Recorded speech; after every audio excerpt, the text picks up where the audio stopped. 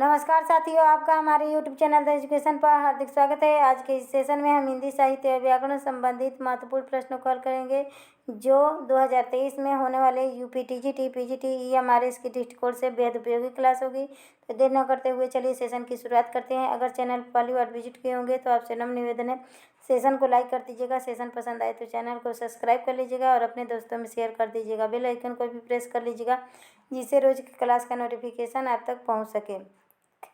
वैसे हमने बिहार शिक्षक भर्ती परीक्षा 2023 के लिए बहुत सारे हिंदी साहित्य और व्याकरण संबंधित प्रश्न रिवीजन करवाए हैं।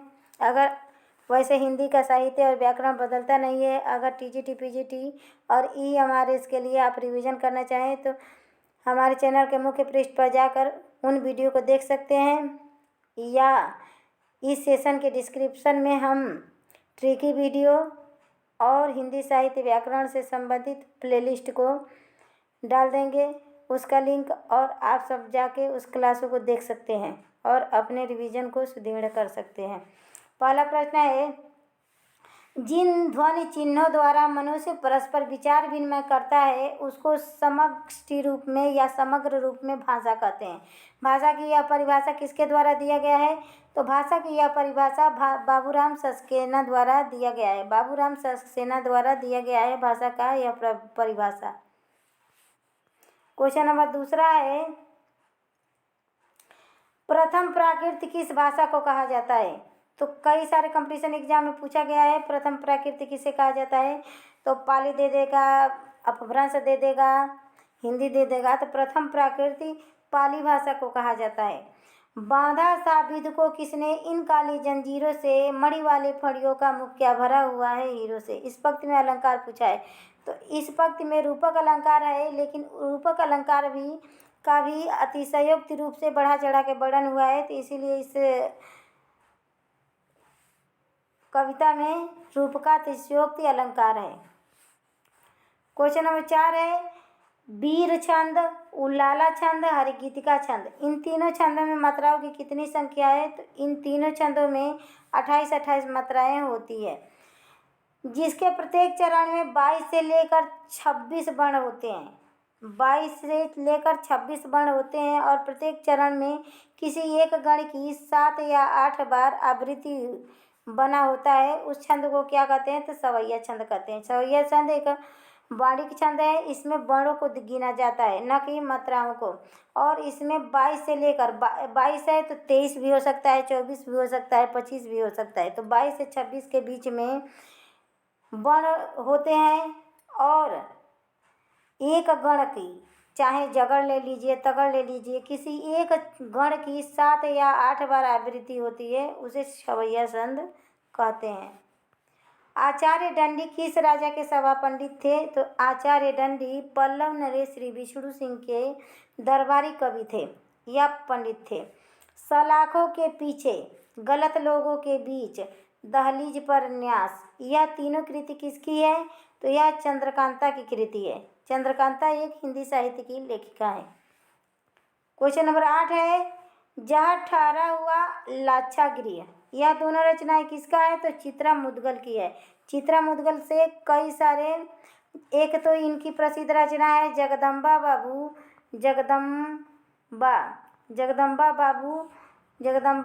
गाँव आ रहे हैं। जगदम्बा बाबू गाँव आ रहे हैं, यह इनकी प्रसिद्ध कृति है। आ रहे हैं, कई सारे कंपटीशन एग्जाम में पूछा गया है। जगदम्बा बाबू गाँव आ रहे हैं, यह चित्रा मुद्गल की रचना है। जहाँ ठहरा हुआ लाक्षागृह, चित्रा मुद्गल। ढाई आखर प्रेम का, वैसे तो ये कबीरदास की बाणी है कि ढाई आखर प्रेम का पढ़े सो पंडित होए, लेकिन ढाई आखर प्रेम के नाम से एक रचना भी लिखा गया है, ढाई आखर प्रेम का और अभी तलाश जारी है। यह दोनों रचनाएं किसके द्वारा लिखा गया है? तो मणिका मोहिनी द्वारा लिखा गया है। एकदम नए पैटर्न पर आधारित प्रश्न है जो आप सबके परीक्षा में उपयोगी सिद्ध होंगे। क्वेश्चन नंबर 10 है, अंधे मोड़ से आगे तीसरी हथेली, यह दोनों रचनाएं किसकी है? तो राजी सेठ की है। अंधे मोड़ से आगे तीसरी हथेली राजी सेठ की रचना है। बगैर तरासे हुए महानगर की मैथिली, यह किसकी रचना है? तो सुधा अरोड़ा जी की रचना है। क्वेश्चन नंबर 12 है टीन के घेरे जय सिया राम, यह दोनों रचना किसकी है? तो कृष्णा अग्निहोत्री की रचना है। कृष्णा अग्निहोत्री की कई सारी रचनाएं पूछी गई है। आदम और हव्वा टहनियों पर धूप, एक सीढ़ियों पर धूप में है तो रघुवीर सहाय की है। देखिए टहनियों पर धूप, तो आदम और हव्वा टहनियों पर धूप मेहरू निशा परवेज की रचना है। क्वेश्चन नंबर 14 है छुटकारा एक अदद औरत, किसकी रचना है? तो ममता कालिया की रचना है। छुटकारा और एक अदद औरत ममता कालिया की रचना है। राजेंद्र यादव, मोहन राकेश, कमलेश्वर किस वाद से जुड़े थे?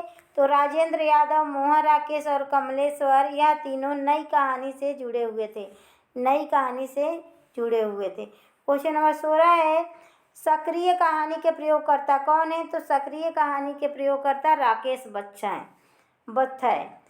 सचेतन कहानी के प्रयोगकर्ता कौन है? तो सचेतन कहानी के प्रयोगकर्ता महीप सिंह है। दो बाके इंस्टॉलमेंट किसकी रचना है? तो भगवती चरण वर्मा जी की रचना है, दो बाके और इंस्टॉलमेंट। नेक्स्ट प्रश्न देखते हैं बनमाला नंदन निकुंज, यह दोनों रचनाएं किसकी है? तो चंडी प्रसाद हृदय की है। बनमाला नंदन निकुंज। दीपमालिका, खाली बोतल, मेरे सपने, यह तीनों रचनाएं किसकी है? तो भगवती प्रसाद वाजपेयी जी की रचना है। दीपमालिका, खाली बोतल, मेरे सपने। क्वेश्चन नंबर 21 है दिवाली और होली रोमांटिक छाया, यह दोनों रचनाएं किसकी है? तो दिवाली और होली रोमांटिक छाया, यह दोनों रचनाएं इलाचंद्र जोशी की है। शरणार्थी, जयदोल, अमर वल्लरी, यह तीनों रचनाएं किसकी है? तो शरणार्थी, जयदोल, अमर वल्लरी सच्चिदानंद हीरानंद वात्स्यायन अज्ञेय जी की है। क्वेश्चन नंबर 23 है पिंजरा, आकाशचारी, बैगन का पौधा, यह तीनों रचना किसकी है? तो पिंजरा, आकाशचारी, बैगन का पौधा यह उपेंद्र नाथ अस्क जी की रचना है। चॉकलेट, शैतान मंडली, इंद्रधनुष, हमने ज़्यादा से ज़्यादा ऑनलाइनर प्रश्न इसलिए शामिल किया है कि ऑप्शन वाले प्रश्नों में कोई एक ही रचना हम शामिल कर सकते हैं, लेकिन इसमें देखिए कई सारी रचनाएं आप सबको एक पास रिवीजन के लिए मिल जा रहा है। तो चॉकलेट, शैतान मंडली, इंद्रधनुष किसकी रचना है? तो पांडे बेचन शर्मा उग्र जी की रचना है।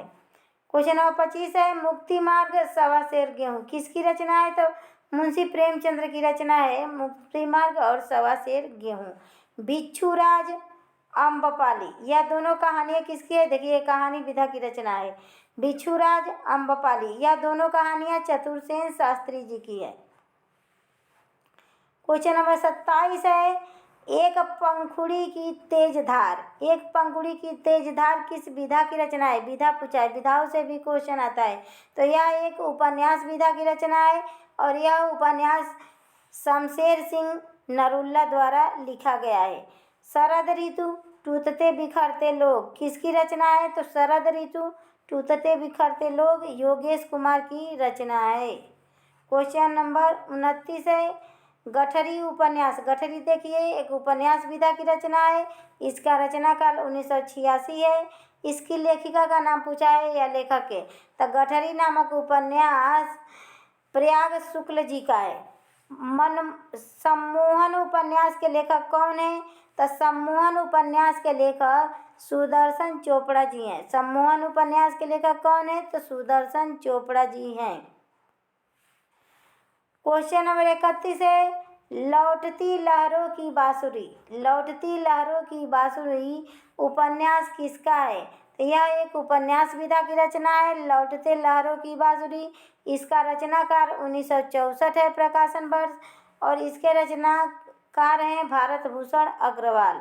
एक प्यासा तालाब उपन्यास के रचनाकार कौन है? देखिए एक प्यासा तालाब क्या है? एक उपन्यास विधा की रचना है और इसको श्याम व्यास जी ने लिखा है। क्वेश्चन नंबर 33 है औचित्य विचार चर्चा सुब्रति तिलक, औचित्य विचार चर्चा सुब्रति तिलक किसकी रचना है? तो क्षेमेंद्र की रचना है। किसकी रचना है? और यह औचित्य संप्रदाय से संबंधित क्षेमेंद्र थे।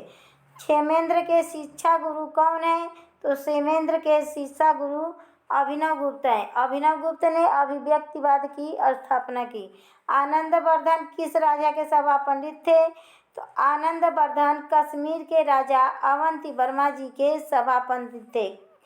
कश्मीर के राजा अवंती वर्मा जी के सभा पंडित कौन थे? तो आनंदवर्धन थे। आनंदवर्धन ध्वनि संप्रदाय के प्रवर्तक हैं। अर्थभेद से शब्दभेद की कल्पना किसके द्वारा की गई? तो अर्थभेद से शब्दभेद की कल्पना उद्भट द्वारा की गई। उद्भट द्वारा की गई। वक्रोक्ति को सादृश्य मूलक लक्षण किसने माना है? तो वक्रोक्ति अलंकार को सादृश्य मूलक लक्षण आचार्य वामन ने माना है।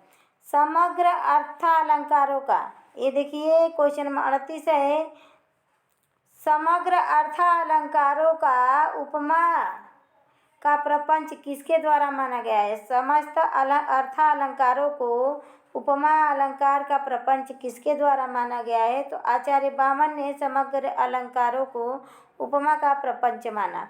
भरत मुनि द्वारा लिखित नाट्यशास्त्र में कितने श्लोक हैं? तो भरत मुनि द्वारा लिखित नाट्यशास्त्र में कुल 5000 श्लोक हैं। कितने श्लोक हैं? तो 5000 श्लोक हैं। भामा द्वारा लिखित काव्य अलंकार में अध्यायों को क्या कहा गया है? पूछ देता है कभी कभी। किसी के अध्यायों को परिच्छेद कहा गया है, किसी को कांड कहा गया है, किसी को सर्ग कहा गया है। तो भामा द्वारा लिखित, भामा के ग्रंथ का नाम क्या है? काव्य अलंकार। तो भामा द्वारा लिखित काव्य अलंकार में अध्यायों को क्या कहा जाता है? तो परिच्छेद कहा जाता है। तो इतने 40 प्रश्न इस सेशन में शामिल है। कैसा लगा सेशन पसंद आए तो प्लीज़ सेशन को लाइक कर दीजिएगा, चैनल को सब्सक्राइब कर लीजिएगा, एक प्यारा सा कमेंट कीजिएगा कि हम किस टाइप के क्वेश्चन आप सबके लिए बनाएं। तो नमस्कार दोस्तों, धन्यवाद।